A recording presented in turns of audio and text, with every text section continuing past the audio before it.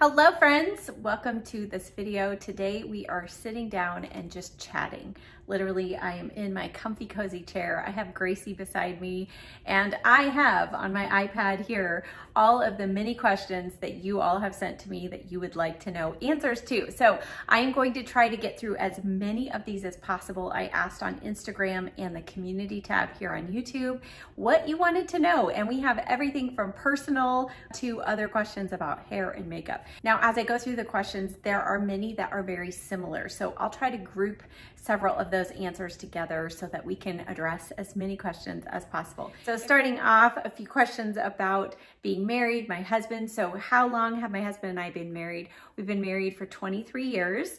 Another question was, where did we meet? We met actually in Colorado through a mutual friend that my husband had known since after high school and somebody that I started working with. He told my husband about me, told me about my husband, but never managed to get us together. And my husband and I actually met on our own in a church outside of Denver. We met in January and we were married in September. We were both older, we knew what we were looking for and knew it was right.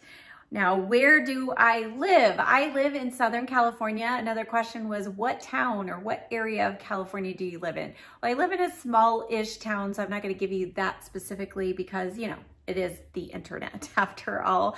But I live in Southern California in what's called the Inland Empire. So it does get really hot here during the summertime. We're not on the beach. So summertime is not my favorite time here, but I do love the later winter into spring here. It is beautiful. Do you love California? So many people are leaving there, make me ask. And then there is another question, would you want to leave California? You know, ironically, I said I would never live in California when I was single. And lo and behold, we have been here for 21 years. And it's safe to say we plan to stay until the Lord calls us elsewhere, which at this point, I don't think is going to happen until after my husband retires. So that's at least right now in the short term what we foresee happening. Yes, I would love to live again in Colorado. I think that's both my husband and I's favorite place. That's where we were born, we grew up, and it still has a special place in our hearts. But honestly, I don't know that we can afford to move back there because it's gotten really expensive to live. Do you ever get burnt out being a pastor's wife? And then other questions, is it difficult being a pastor's wife? Oh, Gracie has decided to join us here. And then another one says, I will add a question about being pastor's wife. I know your church friends watch, so you probably can't say too much, but I have a friend whose heart is not in it like her husband. I don't feel like she's living her truth. So I'm gonna combine all of those into one answer. Hopefully this is simple. But basically, my husband told me on our third date that he felt called to the ministry. And I felt like that was okay. And I actually felt like most of my life I'd kind of been prepared to possibly be a pastor's wife. So when my husband and I moved here, when he became a senior pastor, I felt like we did that as a team together. And I have always felt like we are a team in ministry together. That being said, I feel like we do ministry in our own unique ways. And thankfully, my husband has always been supportive of me doing whatever I felt called to do in ministry. Sometimes pastors' wives are forced to automatically teach Sunday school, be in the nursery, do music, whatever. My husband always said he wanted me to do what I felt called to do. And for me, that has been music. So I think that is why I've never felt like I was being pushed to do something that I didn't want to do or wasn't called to do. So I feel like I have been able to do ministry in the areas that I am gifted in, and my husband has always been supportive of that. Do you ever get burnt out being a pastor's wife? Yes. You know, I think as a pastor and his wife in ministry, but basically in life, I feel like we all reach those points of burnout, becoming weary. But thankfully, by God's grace, I feel like He allows us, at least one of us, to be up when the other one's down, or vice versa. So that has helped us continue to encourage each other in those times. Maybe when he's feeling particularly weary, I can help encourage him, and vice versa. So yes, there are definitely times where you just feel like, oh, what are we doing?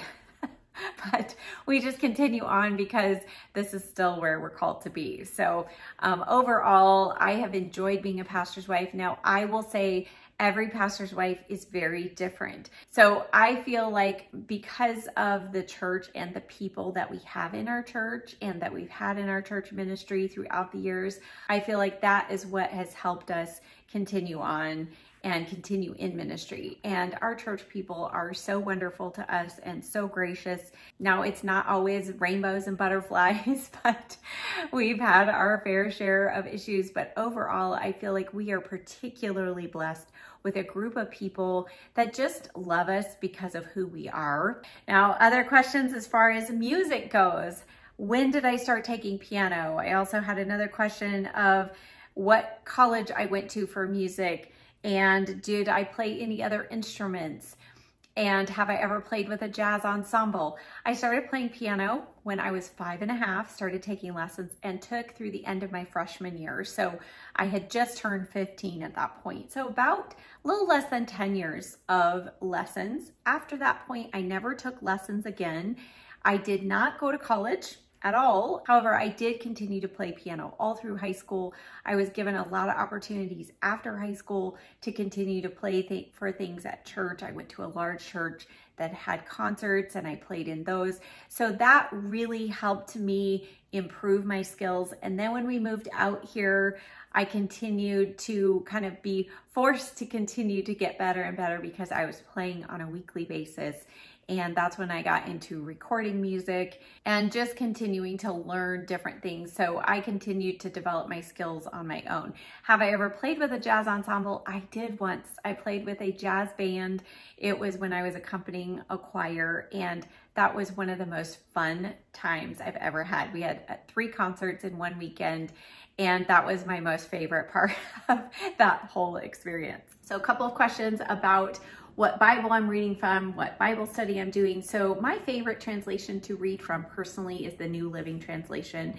And then I love every year to pick a Bible plan to read, and I prefer to read the whole Bible every year, but there are lots of different ways to do that. And so this year I'm doing the full story from the beginning to Amen, I think is what the plan is called. And this one, it goes chronologically from Genesis all the way through Revelation, but then it every day brings in either a Psalm or a New Testament passage that goes along with whatever we've read in the Old Testament. So I love all of the plan options on YouVersion. And then as far as our church goes, we have a weekly Bible study on Wednesdays. We're off through the summer, but we are in the process of studying the book of Galatians. And then on Sundays, my husband also does a book of the Bible kind of study. And right now we're in Malachi. And then this person also asked to see more of Erin. Guess what? She's coming to visit me next week. I can't wait. So you will be seeing more of her. And then she also said, we want to meet your husband. Can he join you on this Q&A? My husband, he's camera shy. And he says, no, I don't want my face to be on YouTube. He says, I'll continue to be that voice in the background in some of your videos. So for now, my husband does not plan to join me on any of my videos. So what got you into making YouTube vlogs and videos? Well, basically, it started because I would get a lot of questions about my hair. I would be in the store and constantly be telling people what products I was using, how I styled it. And I thought, you know what? Why not start a YouTube channel and maybe do some hair videos? Because especially at that time, but even still, I feel like there are not a lot of videos and tutorials for women who have short hair. So I just kind of felt like I had maybe a little niche. And also because I kind of have that natural teacher vibe about me. I was teaching piano. I love to help teach people how to do things. I thought, well, I could teach them about my hair, but I could also teach them makeup skills, because I would often get asked questions about makeup from ladies at my church or friends.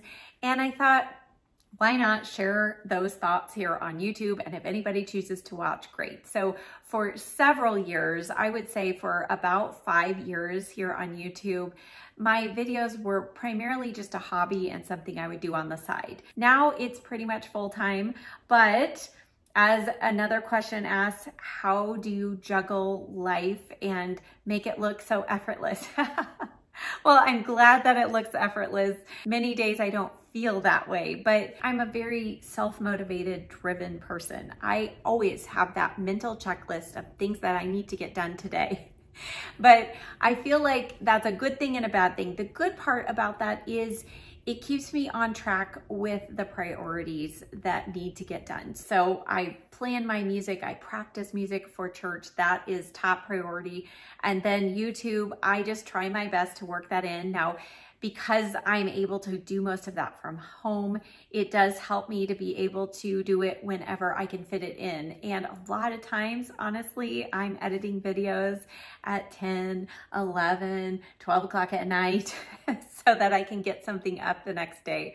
So there is a lot that goes on behind the scenes. It does take a lot of time. There is constantly a pressure to continue to do more, to get more done. There's always stuff that is not done at the end of every day for me.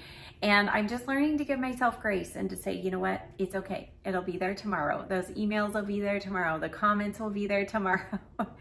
And I'm trying to work in and schedule in, that sounds really silly, but schedule in some time each week that I can just relax and not film, not work on YouTube videos, to go to the pool, to do my nails, to just try and have a little bit of sanity worked into my weekly schedule. All right, so let's go on to a few makeup questions and then we'll get to the hair, because I feel like the majority of these questions are all about my hair. So as far as makeup goes, what is your favorite, most loved brand of lipstick? I actually feel like probably, due to the sheer quantity in this one brand that I have, it's MAC lipsticks. What is the best eyeshadow primer to make your eyeshadow stay on and make your eyes stand out? I feel like hands down the #1 standalone eyeshadow primer, I'll explain in a moment, is the NARS Smudge Proof Eyeshadow Base or the Smashbox 24-hour, Intensify eyeshadow. I feel like those primers are the longest wearing. I have super oily eyelids, and those are the two that I can count on to hold my eyeshadow in place all day. Now, neither of those has any coverage. So if I'm going to go in with a concealer first and then an eyeshadow primer, I like the NARS one or the Alter Ego one when combined with a concealer and then powder. But if you're just talking standalone eyeshadow primer, the NARS and the Smashbox are my favorite. How do you get your lipstick to last? Even trying your techniques, lipstick and stain just don't last. So lipstick is a tricky thing, because as I've gotten older, I have been a little more open to reapplication, because I feel like the long wear lipsticks are pretty drying. But if you're looking for a long wearing lipstick, here's a couple things to try. First of all, the Maybelline Vinyl Lip Inks. Those are the longest wearing yet most comfortable lip products that I've tried. Now, secondly, how I get lipsticks to stay, lip liner. That is hands down the best thing you can do to make your lipstick stay on. And it does matter what lip liner, the Charlotte Tilbury Lip Cheat. That is the only product that I used on the bride when I did the makeup for my nephew's wedding. The bride, we kind of were testing out a couple of different things, and all I used on her lips was the Charlotte Tilbury Lip Cheat. I filled in her entire lip with that, and it did not budge for hours. It didn't kiss off on my nephew. It was amazing. So if you fill in your lip with a lip liner like the Charlotte Tilbury Pat McGrath, I actually have a video I'll link down below of the longest wearing lip liners. Fill in your lip first with a lip liner, let that fully set, then go in with your lipstick. You're gonna wanna use a lipstick that's not super glossy. So the Tarte Maracuja Lip Plumps, I love those, but those are gonna come off very quickly, even if you put them over a lip liner. So use your lip liner and then use a lipstick that is the driest formula that you can handle. So I know a lot of people don't love matte lipsticks, so the MAC matte lipsticks, those are very long wearing, but I know a little drying. The Dalton lipstick that was in my little pink box is one of the longest wearing regular lipsticks that I own, and it is actually super comfortable. So I would say my top secret is the lip liner, and then just choose a lipstick formula that is as dry as you can handle, but still be comfortable. Hopefully that makes sense. Now let's get on to some hair questions. All right, first of all, let's do some easy ones. Best shampoo, conditioner to keep your hair that beautiful platinum color. Best one, hands down, is the Amika Buster Brass shampoo. Now it does have a companion conditioner that is also great, but if you can only afford one, do the shampoo. And I'm telling you, that stuff works its magic. You can leave it on your hair for several minutes in the shower before rinsing it out. It will not dry your hair out. In fact, your hair feels extra conditioned just by shampooing. The second product that I've been using is the L'Oreal Lip Gloss Toner. I actually did the Silver Opal about a week ago, and I love that. I also love the Cool Blonde shade, and that is more of a conditioner type of product. And I've only needed to leave that in for a few minutes. You can leave it in your hair up to 10 minutes or longer, but since my hair has so much bleach on it, I did not need to leave that on very long, and that one lasts through several shampoos. Will you ever be a silver sister? I love this question. Well, I'm getting there, you know, slowly but surely. This streak right here is my natural color. I don't know, honestly, I'm not sure. If I ended up having the beautiful white silver hair that my grandpa had, I actually might consider it, but at this juncture, I'm not there yet, so we'll see. This is as close as I'm getting, you know, platinum blonde, we're pretty close. Now let's stay in this theme of my hair color. So several of you have asked what my husband thinks. I actually asked him this question last night. I'm like, so people are asking, what do you think? And he goes, it's fine by me. That's pretty much about the biggest compliment I'll get from my husband. He'll let me know if he doesn't like something, but you know, he really doesn't mind all of the hair changes, the colors, the cut changes. He doesn't mind my hair short. Now, some of you have asked, are we going to see your hair get super short? Are we ever going to see a buzz cut? Are we ever going to see a fade from like a bald fade or a really short fade on the sides and the back? That is the part that, let's just spend a little bit of time talking about that. So personally, I just don't feel like I would look good with a buzz cut, first of all. And I don't want a buzz cut. I enjoy having some hair to style because not only do I not wear the same makeup every day, but I don't like to style my hair the same every day. And so when I think of a super short buzz cut, flat top, whatever it would be, that's one of the first things that comes to mind, is it would look the same every single day. And secondly, to address those questions about super short, are we ever gonna see this? I know a lot of you want to see me do something like that. And it's fun to challenge people to do that. I mean, you all are the reason why I ever actually shaved the sides of my hair. I never thought I would do that. But at the end of the day, I'm the one who has to walk around with my hair, right? And it's fun to see somebody do it for a movie. I mean, we've seen people gain weight, lose weight, grow a beard, go scruffy, you know, all for a movie role that they're playing.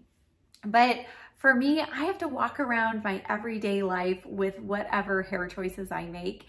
And if I go super short, even though my hair grows very fast, I know that I'm gonna have to live with that for a number of weeks. So honestly, the reason why I've not done that and why I don't plan to is just because I don't want to. I don't think that that would look good on me. It would not be something I'm comfortable with. But the second reason, I've actually had this question, it's not in the questions here, but I actually had somebody ask me this personally, and they said that they have heard people ask them this question, and that is the question, Shirley, are you not changing your hair anymore or growing super short because of what your church people might think? And actually, no. My church people are just so fantastic. I just want to brag on them for a moment. They love me and my husband for who we are, not what we do in our hair, not what we wear to church. And I am so grateful for that, because I know That is not the experience of every pastor's wife out there.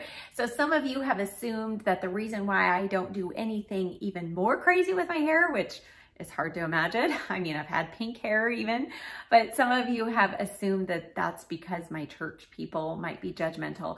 And honestly, my church people would not be at all. And in fact, when I did the flower design in the back of my hair, some of you said, oh, I wonder what your church people are going to say about that. Actually, my church people thought it was so cool, and some of them were disappointed that they didn't get to see it when it was fresher, you know, right after I had gotten it done. But conversely, the people that are the most judgmental are people on social media, people that don't know me and they just see a picture of me or just see me in a video. And I have to be honest, it takes a lot of energy to deal with negative comments, to deal with negativity. And so when it comes to topics like my hair and doing something even crazier, if I really wanted to do that, I would do it, because then I would have the energy to deal with the backlash. But I don't really want to do that. And so hopefully that's okay. And then I saw another comment saying, I hope you don't feel pressure to continue to change your hair just to keep us interested. And she went on to say, we're here because we love you. And I appreciate that. Yes, there is a small part of me that feels like I do have to continue to do something different to keep the interest. And then there's also comments that I get, oh, your hair is outdated, you need to change it up, you need to do that. So there is all of this stuff that's constantly kind of thrown my way. It's too short, it's too long, I hate the color, I love the color, I wish you would go back to this, I wish you would try this. So there is constant feedback. And so it does take energy to filter through that, but when it comes down to it, it is my hair. I have to live with whatever I do with it. So those are just some thoughts and hopefully some answers to those questions about length of hair, how short, etc. So hopefully that makes sense. Okay, continuing on in the hair, how do you like your new lighter hair shade? Are you going to go back to your original color before I did the blonde? Are you enjoying your new hair color? Lots of those questions. And, you know, I am enjoying the change. It's been fun to see people's shocked faces that have not seen me, that don't watch me here on YouTube. The first time they see me with my blonde hair, they kind of do a double take. This happened when I went to Georgia for my nephew's wedding. I didn't tell anybody I had done my hair. And so my brother, his wife, my nephew, his fiance, my dad, they all came to the airport to pick me up. And as I was telling them where I was standing, I said, by the way, you're looking for a blonde with pink suitcases. And so when my dad stepped out of the car, he was like, whoa, you're blonde. So it's just been fun, you know, as I was talking about, you know, the short hair and this and that. It is hard to have drastic changes when you already have short hair. So this has been a fun, dramatic change. Now, do I plan to keep this forever? No, because I know it's going to be upkeep. Now, another question was, how do you handle grow out and how often do you get your hair cut and colored? How are you going to handle all of this? I get my hair cut every 4 weeks. Normally, I get my hair highlighted every 3 months. I know I'm not going to be able to go 3 months with this before making a decision. So as you can see right now, I have a root shadow going on, and personally, I actually like it a little better now with a little bit of the root shadow. So I'm okay with the direction it's going for now. My stylist and I have talked about what the next steps would be if I want to keep the platinum. It's a lot easier to keep it right now than it was to originally go to it. So I plan to keep it at least a couple of months. From there, I will make the decision. This part is the undercut part, the shaved portion is the part that obviously is going to get grown out and cut off faster. So that potentially could be dark in 2 more haircuts. So we'll see then. But right now I plan to keep it through the summer, and then we'll just see what happens in the fall and winter. Have you ever grown out your pixie? I'm struggling with it and end up going ahead and cutting short again. By the way, I've taken your photos to my hairdresser on several occasions. Thank you for all you do. So the closest I ever came to growing out my pixie was earlier this year. You all were along the journey and you were there in the salon with me when I said, I can't take it anymore, cut it off. And another comment was, don't ever grow out your pixie. I have tons of your pictures. You're my inspiration. And honestly, I don't plan on ever fully growing out my pixie. Now, that being said, if you are somebody who is trying to grow out your pixie, I will link down below an Instagram account of somebody that I follow, and I love her. She does tons and tons of hair tutorials, and she did a whole full grow out to a pixie bob. And she would periodically not only give you ways to style your hair as it's growing out so it doesn't drive you nuts, but she would also give you tips of little tweaks you can do with your cut to help it be manageable as it's growing out. But I just feel like for me, as I was growing out my hair, because it is so thick, I was feeling that extra styling time, and I thought, why am I spending all this extra time?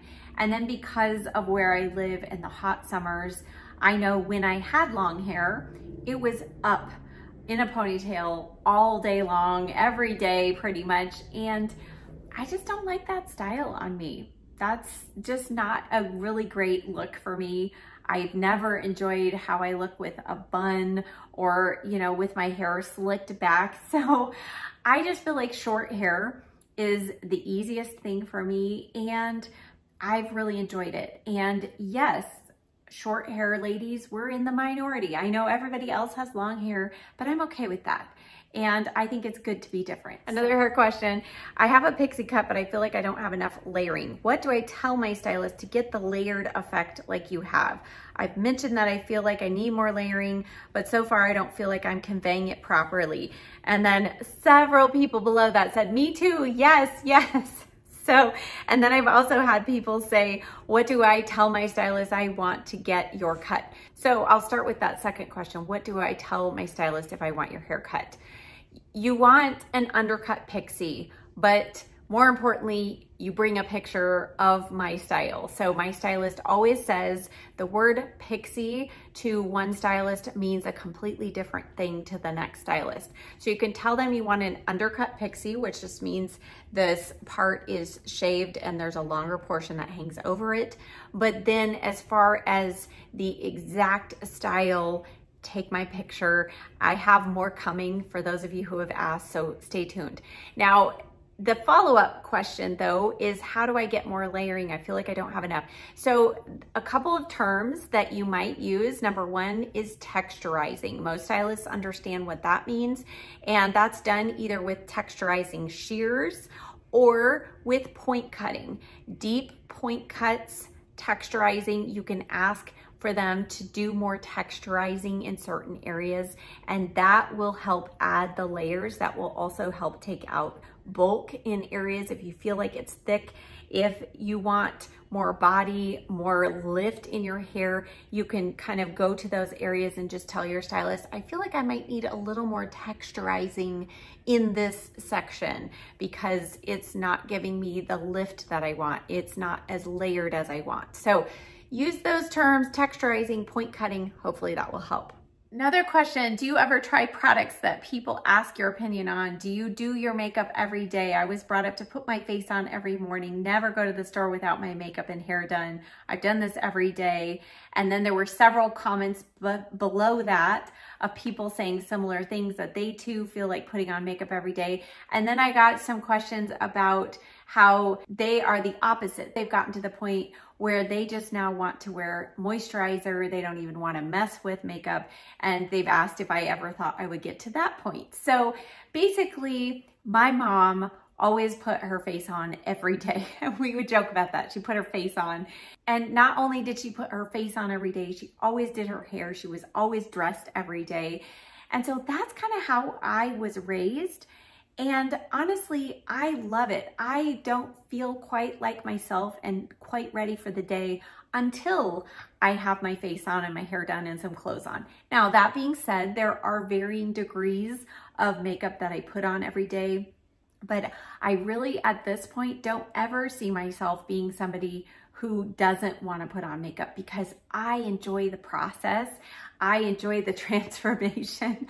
I don't have perfect skin. I have blonde eyelashes, blonde eyebrows. I mean, there's a lot of changes that happen each morning with just a few simple steps of makeup. So while I may kind of dial back the number of steps of makeup that I do as I get older, I actually don't ever see myself not doing that. And again, I feel more like myself, more ready to face the day with at least a little bit of makeup on every day. I forgot there's a couple questions about my diet and exercise plan. So I'll answer these questions, maybe one more, and then we'll wrap this up. Okay, so diet plan, am I on the same one as before? So several years ago, maybe 2020, I did kind of what I eat in a week type of thing. And I mentioned that I would count calories. I actually have not been counting calories in a couple of years, probably for the last 2 years. What I would say the main thing that I try to do is, number one, if I need to get back on track, I stop eating at least 2 to 3 hours before my bedtime. So I'm a night owl, so I try to not eat anything after 8 or 8:30 at night. And then I do, though, eat breakfast the next morning. So I'm one of those that actually thinks that eating breakfast, I have a protein bar every morning with my coffee. I feel like that is very important to getting my metabolism going. So I'm not counting calories, but I do try to be careful about what I'm eating. And if I'm gonna have several days of eating out in a row, then I try on the other days to kind of cut back on what I'm eating at home. Now, as far as my exercise plan, my exercise plan is Gracie. She is the best personal trainer there is because she demands her walk every day. So I take her on a walk. It's actually a little less distance than I was doing when I was all by myself, and I don't necessarily keep up my full pace because, you know, she's got to socialize. But I walk 7 days a week with Gracie, and that walk time is either 30 minutes to sometimes an hour, but usually that hour walk is because we've stopped several times along the way. So I walk 7 days a week, and then I still do my arm workout once a week. I'll leave that link down below. And that, I feel like, is so important to helping me continue to burn fat throughout the week and through the rest of my body. I just work out my arms. It's also really important as we age to continue to build muscle, maintain muscle. So that's basically what I am doing for my exercise routine. Now, I had several other questions as far as favorite meals that I make for my husband and I. We had a good laugh about that last night. I'll tell you why in a moment. Also, several of you have asked to see kind of more meal ideas. And if you saw my last meal video, you'll know I don't like to spend hours in the kitchen. So I do a lot of quick prep things. And during the summertime, I'll tell you, last summer, we got our puppy in July, and I didn't realize I had not turned on the oven until November when I went to bake something because my puppy freaked out. She had no idea what was going on. And I don't do a lot of stovetop cooking either during the summertime. So we do a lot of things with like rotisserie chicken, shredded chicken, salad. We'll do shredded chicken with low carb tortillas, make that into soft tacos. We had that the other night. I love that. We'll do tostados with a little ground beef and toppings. So those are some of the things that we do on repeat. I also always keep something like chicken tenders or orange chicken in the freezer that you just have to heat up, and I can do that in the toaster oven when it's super hot in the house.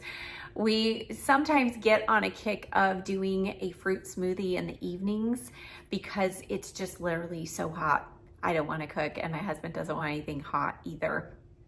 We'll do things like mac and cheese. We do things that are pre-prepared foods, but one thing that is something I always do is I always read ingredients. I don't eat anything with MSG because I can't. And I try to stay away from things like sodium nitrate and other things like that. So even though I do a lot of kind of pre-cooked foods in our diets. I feel like it's not as bad as some people make it out because I am conscious about what the ingredients are. I love to shop at Sprouts. I love to shop at Trader Joe's. And so I do try to still have as natural of ingredients in those types of foods, but you're not gonna see any fancy cooking here, but I will plan to do some meal ideas for you all very soon. Now, the final question that I got is one that I did want to address just because you all have been so gracious coming alongside me in losing my mom. I know several of you have lost your mom, specifically your mom, in the last year. I can't believe how many of us have had their moms pass. And some of you, it has been very traumatic, just very quick. Some of you, your mom has had a long illness. And I've had just questions like, how do you deal with that? And really, grief is a very personal thing, and it is also a process. And so I just, number one, give yourself grace and know that you're gonna just burst into tears and when you least expect it. It's just gonna happen. And then also, some of you have said, you know, what do? I wanna talk to my mom and I miss that. And for me, what I do in those times is I talk to the Lord. And if there's something that I would ask my mom, I ask the Lord, because I feel like he speaks to me in ways that even my mom couldn't. And he is always there to give us guidance and direction. And so those are a couple of things. And then I also go to scripture and, you know, I believe what the Bible said about life hereafter. And I know that my mom is in heaven, that she is no longer in pain. And that is something that really has helped get me through some days when it might be a little more difficult. While I don't wish that my mom was gone, I am so grateful that she's no longer suffering. So those are just some things to think about. If you have lost your mom, I'm so sorry. And I understand that pain, that loss, but hopefully these thoughts and things that I have shared will be helpful to you. So thank you so much for coming along with me for this question and answer time. I have done a couple of these videos in the past. I'll link them down below. They have kind of more information about previous jobs, where I grew up, my family, why don't we have children, all of those other questions that surprisingly you didn't ask this time. So I'll link those other videos down below. Thank you so much for watching. Thank you for being a part of my channel, supporting me, encouraging me here. One question that popped in my brain just as I'm closing out now was a question about any future collaborations. And I do have some exciting collaborations coming up. And along with that, I just want to say a huge thank you for your continued support when I do these collaborations. It really is just so encouraging to me to see you come alongside and support me in those. And I really greatly appreciate it. So thank you so much for watching. I'll see you next time. Bye.